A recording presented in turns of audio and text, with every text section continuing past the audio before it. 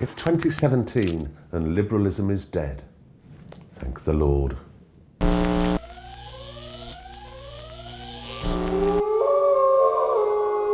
Sooner or later, the howling at the moon must die down. The caterwauling and shrieking from the affluent, well-mannered but tragically gainsaid liberal middle classes here and across the Atlantic. They will surely realise that the democratic will cannot be subverted simply by screaming or indeed setting fire to their own training shoes. And when the penny finally drops, they will realise the true magnitude of 2016.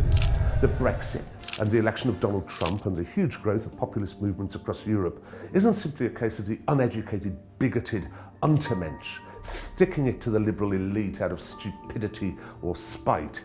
No, it presages a huge paradigm shift away from the vapid liberalism which has kept the poorest of us poor and with less pleasant lives, and which has caused misery and mayhem in the Middle East and beyond.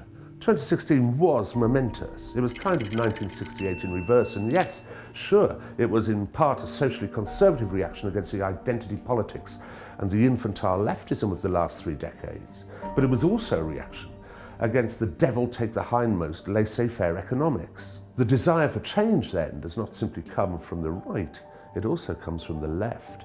However, if you're a liberal, sorry, your safe space has just evaporated. So what might this revanchism mean? Certainly a greater belief in the nation state and in patriotism, and a concomitant disdain for meddling in the affairs of other independent countries. More protectionism perhaps, less immigration I suspect, and therefore less exploitation of immigrant labour. And a certain acerbity towards abuse of the welfare state. In future maybe it'll be a case of if you don't give, then you don't get. But also within each country, a refusal to accept the widening inequalities in our society and to make sure that the rich pay their fair share. Believe me, this paradigm shift has been a long time coming.